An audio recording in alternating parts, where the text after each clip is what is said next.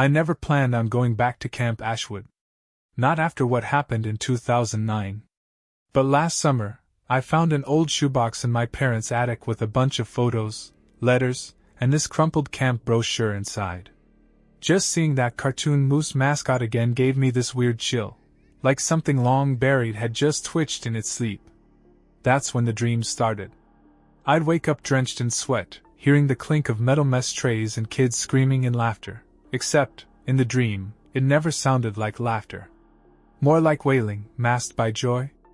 I'd see the campfire, the tall pines swaying above it, and the silhouette of that damn old water tower behind the cabins. And always, someone standing at the edge of the woods. Too far to make out, but close enough that I knew they were watching me. After the third night in a row, I gave in. I figured maybe if I visited the place again, got some closure, it would stop. You know, face your fears, put the past to bed and all that. So I called in a week off work, packed light, and drove upstate. Camp Ashwood was in the kind of rural town where the gas stations still have analog pumps and everyone at the diner pauses when someone new walks in. Most of the signs had long since faded, but the dirt road leading to the camp was still there, half overgrown, but real. I don't know what I expected. Maybe boarded up buildings, graffiti, some raccoons making themselves at home. But what I didn't expect was the gate being wide open. Or fresh tire tracks in the gravel. The sign, that old wooden one with the smiling moose and peeling paint, still hung lopsided at the entrance. Welcome to Camp Ashwood, EST 1964. I drove in slow. Cabins A through F were still standing. They looked more like oversized garden sheds now, paint chipped, roofs sagging, but they were there. The mess hall had a tarp hanging over the door like someone had tried to patch it up. Even the flagpole was still in place, though the flag itself was long gone. The place wasn't dead. It was sleeping. And something about it felt recent. Like someone had tried to restart the place. I parked by the old arts and crafts shed, grabbed my backpack, and stepped out. That's when I saw the canoe. There it was, bobbing gently on the lake, maybe 30 feet from shore. No one inside. No paddle. Just drifting. The water was completely still. But what made my stomach turn wasn't the canoe itself, it was the set of small, wet footprints leading from the water up to the edge of the trees. Barefoot. And facing the wrong way. They weren't walking out of the woods. They were walking in. I followed the footprints.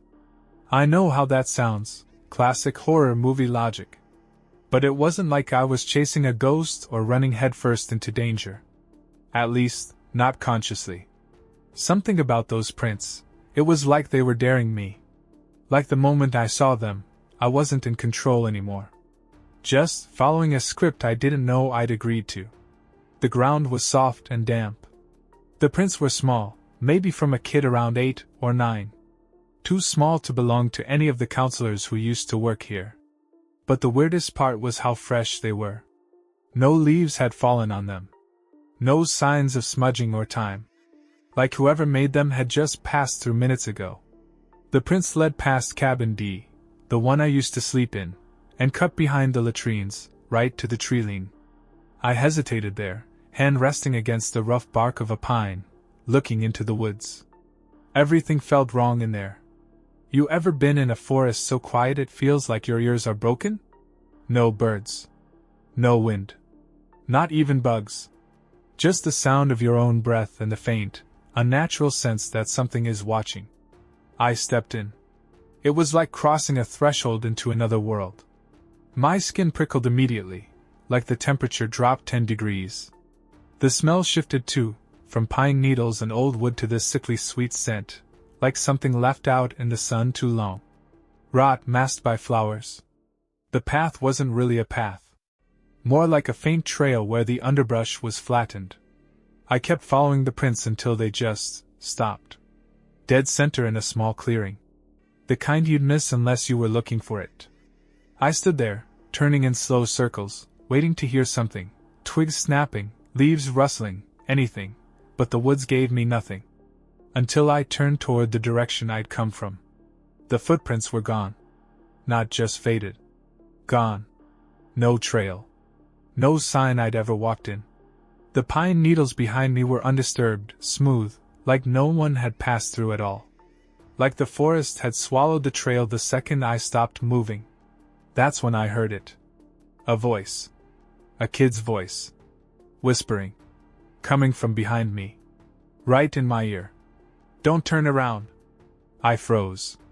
Every hair on my body stood on end, and I swear I stopped breathing.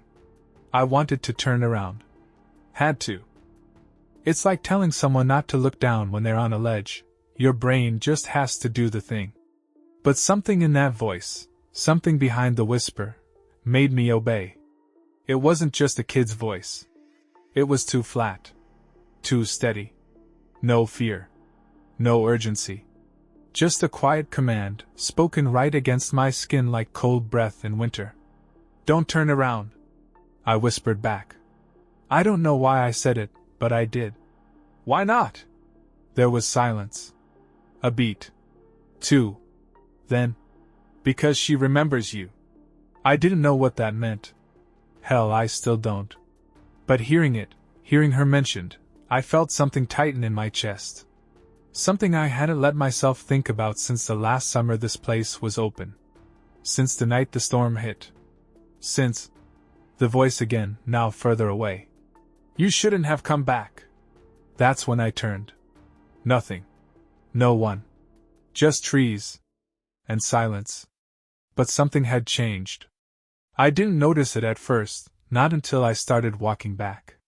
The trees felt closer. The trail, what little of it there was, didn't look the same. I could still see the clearing behind me, but when I turned to look ahead, toward the camp, it was just endless forest. I hadn't gone that far in, maybe 100 feet at most, but now I couldn't even find a direction that looked like a way out. It was like the forest had shifted while I wasn't looking. I didn't panic. Not at first. I just picked a direction and walked. Kept walking. Until the sun started to dip and shadows stretched long and thin between the trees. That's when I found the fence. Tall. Rusted. Covered in vines. And on the other side? Cabin F. Except it wasn't how I remembered it. The windows were boarded up from the inside. All of them. And nailed shut.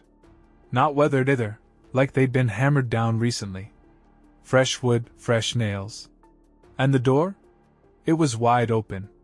Inside, I could see a single camp bunk. One mattress. No sheets. A flashlight resting on the floor, still on. Its beam barely lit the room, but it was enough to see the message scratched into the far wall, letters dug deep into the wood. She comes when you lie. That's when the flashlight flickered once, and went out. I didn't sleep that night. Not because I wasn't tired, God, I was exhausted, but because there was nowhere I felt safe enough to close my eyes.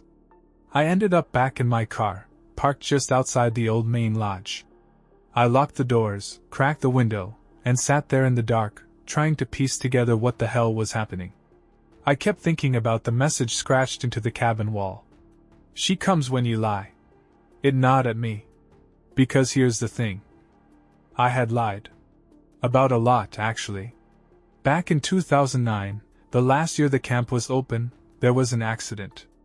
That's what we called it, anyway. That's what the news said. A kid wandered off during a thunderstorm, went missing for 3 days.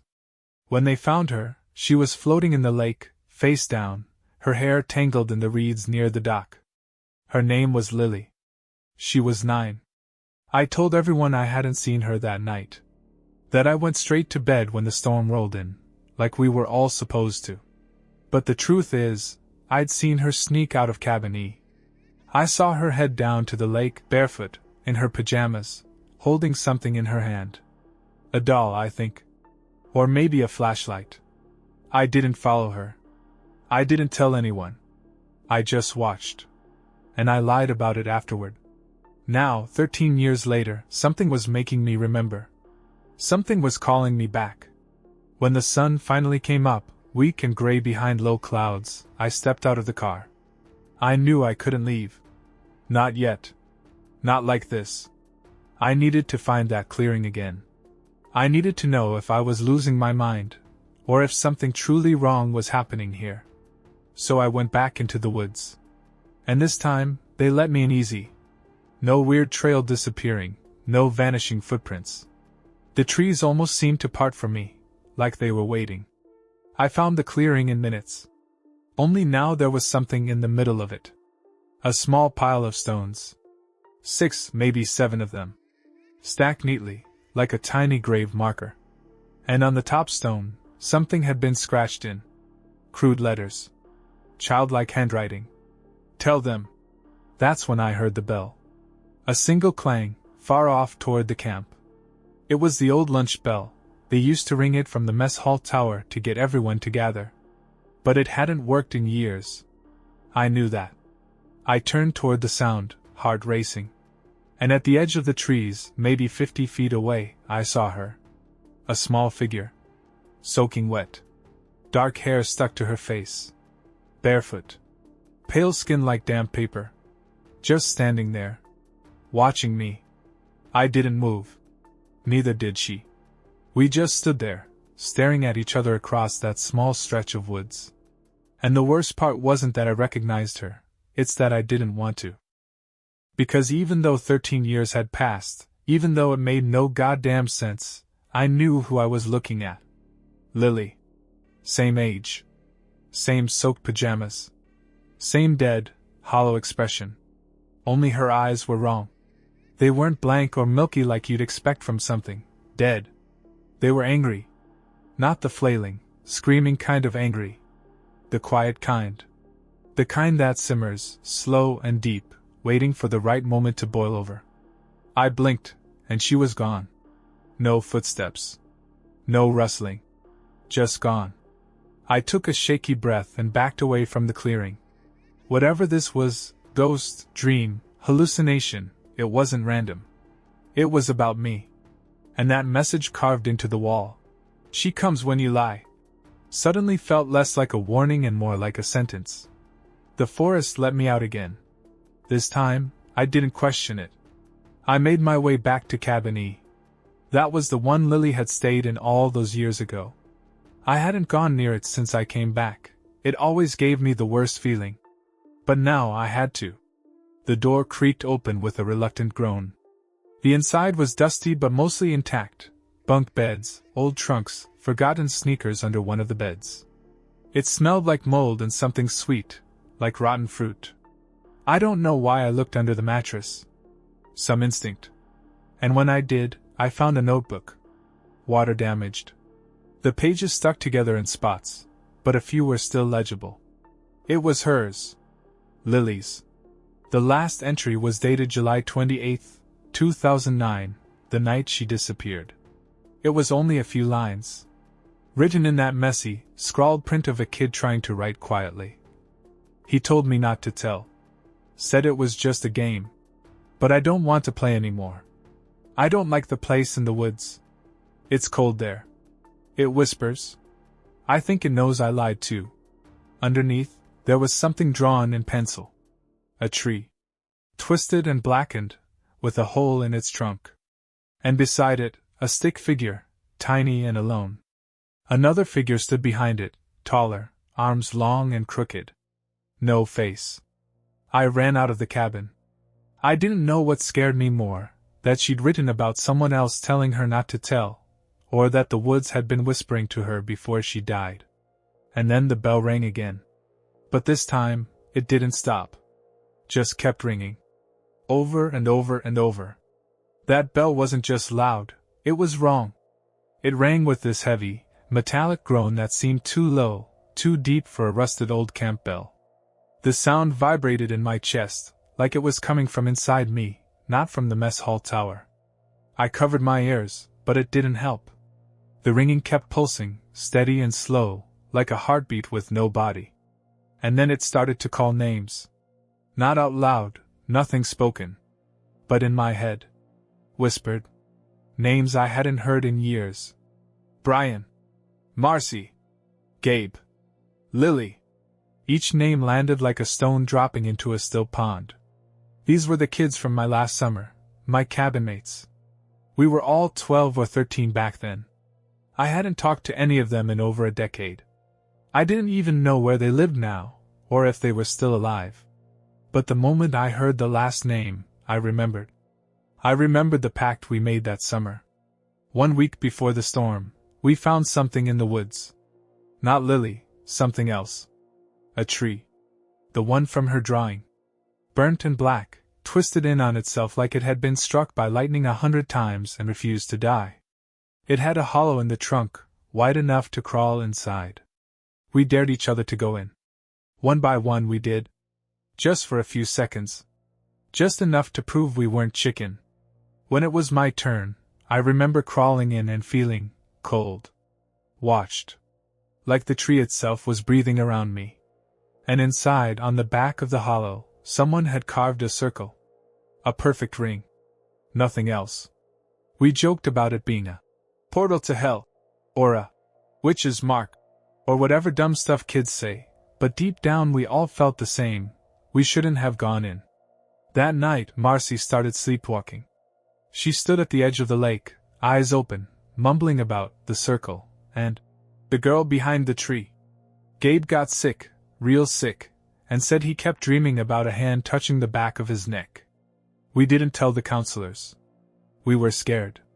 So we made a pact, the 5 of us. Swore never to talk about it. Never to go back to that tree. We even made a stupid rhyme. Ash to ash, wood to wood, we leave behind what's in the woods. And then Lily went missing. And I buried the whole thing. Until now. The bell finally stopped ringing. The air felt heavier. Like something was waiting. I started walking toward the mess hall. I don't even know why, maybe just to prove the bell wasn't real. But the closer I got, the more I noticed things weren't how I left them. Footprints in the dirt. The door half open. A light inside. Someone was there. I stepped onto the front porch. The door creaked wider on its own. Inside, the long dining tables were still covered in dust and cobwebs, except for one. One table had been wiped clean. 5 places set. Tin trays. Plastic cups. Forks.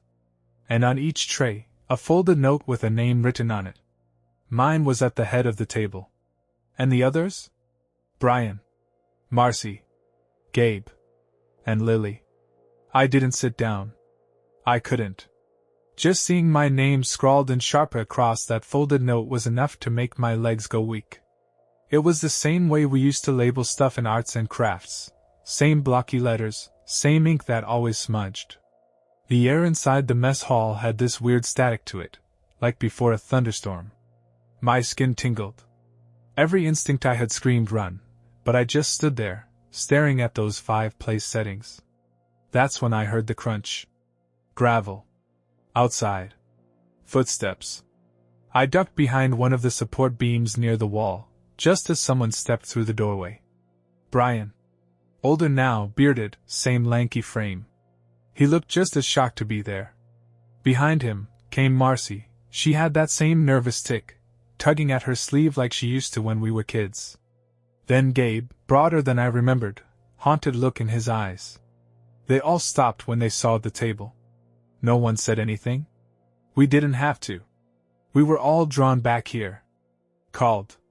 Lured. I stepped out from behind the beam. The second they saw me, their expressions shifted, like they'd been waiting for me to appear before admitting any of this was real. Did you hear it? I asked. Marcy nodded slowly. The bell. Gabe looked around, voice low. We shouldn't be here. Brian just pointed at the table. What the hell is this? I walked over to the tray with my name on it and unfolded the note. 5 words, written in that same shaky kid handwriting. She still remembers the lie. I looked at the others. They were opening their notes too. Each one read differently. Brian's. The woods keep secrets best. Marcy's. You left her behind. Gabe's. The roots remember. And Lily's. She wasn't there, obviously. Just the tray. Just the note. Brian reached over and opened it. There was no writing. Just a drawing. A circle. the tree, and 4 little stick figures standing outside it. A 5th one drawn inside the hollow. Alone. We all backed away from the table at the same time. No one spoke for a long moment. Finally, Brian said what we were all thinking. "This isn't over, is it?" I shook my head. That's when the lights went out. Total blackness. Someone screamed. I think it was Marcy, and we all scrambled for our phones, but the screens were dead. No signal. No light. Nothing. Then, from somewhere deeper in the mess hall, the sound of something dragging across the floor. Long, slow. Scraping like wood on wood. A voice followed. Low. Breathless. Not a child's voice this time. Not human. "Come back to the tree." We didn't talk. We just ran. The dragging sound was getting closer, echoing through the mess hall like it was coming from every direction at once. I caught a glimpse of something moving in the dark, low to the ground, long-limbed, too fast to be crawling but not quite walking either.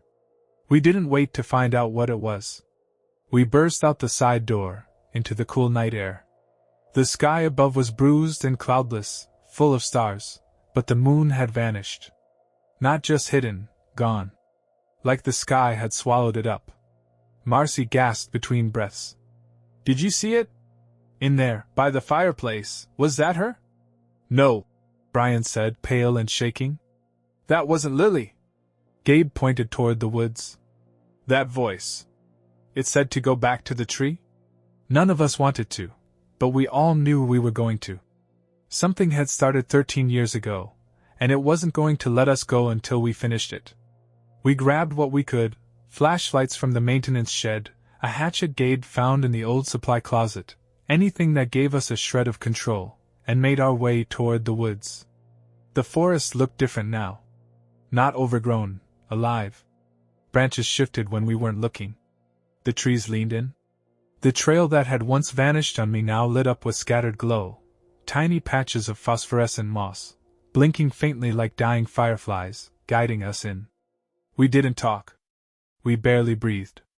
It didn't take long to reach it. The tree. Same as before. Charred and gnarled, twisted like it had been burned from the inside out. The hollow was still there, black as pitch, deep enough to lose yourself in. I felt that same cold rush in my bones just looking at it. We circled around it without getting too close. Brian said, "This place isn't just cursed or haunted. It's feeding." Marcy nodded. "Lily was the first." I corrected her, voice barely audible. "The first we knew about."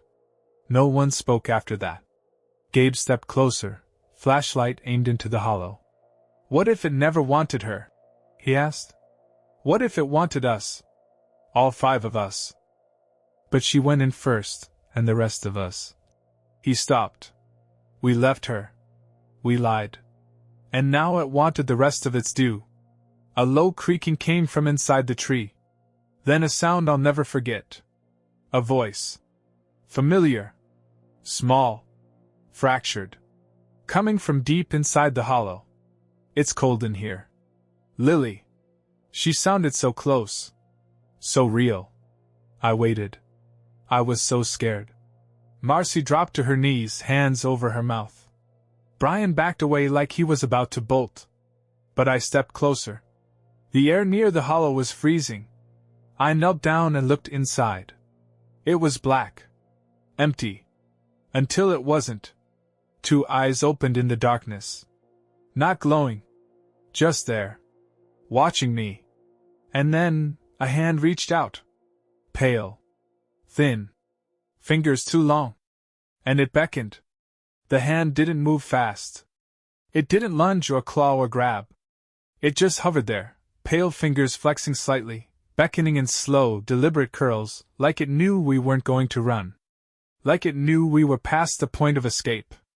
"Is it her?" Gabe asked, voice brittle. I didn't answer. I didn't know. Because the longer I looked at that hand, the more I felt this pressure in my skull, like a memory trying to claw its way back out. And then I heard it. Not a voice. Not a whisper. A feeling. The memory of a scream, trapped underwater. I stumbled back. The hand disappeared into the hollow, but the cold remained. Brian was pacing in frantic circles now, muttering to himself. This isn't right, this isn't right. We were kids, we didn't know. But we did know. We knew enough to lie. To bury the truth. To make a pact and pretend she just wandered off into the dark like it wasn't us who let her go in there. Marcy wiped her eyes, stood up slowly, and looked at each of us. Maybe we can fix it. Gabe gave a bitter laugh. How? You want to apologize to a haunted tree? No, she said, stepping toward the trunk, voice steady now. I want to tell the truth. She knelt in front of the hollow and spoke, soft at first, then louder. She told it all. How we dared each other to go inside. How we felt something in there, but kept pushing each other to do it anyway. How Lily had followed us the next night after we all swore not to talk about it. How we saw her walking toward the woods during the storm and no one stopped her. How we all saw. And lied. One by one, we added our voices. Gabe. Brian. Me. No excuses. No sugarcoating. Just the truth. The cold in the air began to lift. The tension in the trees loosened. The woods weren't holding their breath anymore. Something inside the trees shifted. And then, she stepped out. Not a monster. Not twisted or rotted. Just Lily. Still in her soaked pajamas. Still barefoot. Her hair clung to her cheeks, and her skin was pale as ash, but it was her. She looked at us, really looked, for the first time in 13 years. And smiled. Not warm. Not cruel. Just sad. You remember now. I nodded. My throat was too tight to speak. It didn't want me. She whispered. It wanted the truth. It wanted you. The smile faded. But I kept it company. My stomach dropped. I made sure it didn't take anyone else. Not until you came back. She turned to the tree and placed her hand on the bark. And it breathed. Not literally, but I swear to God, it exhaled. The air rushed past us, pulling leaves and dust into the hollow. And Lily stepped inside. No fear. Just quiet. The bark twisted closed behind her, sealing the hollow shut. And the circle, the one carved into the trunk so long ago, began to fade. For the first time since we got back to Camp Ashwood. There was silence. Real silence. No whispers. No footsteps. Just the wind,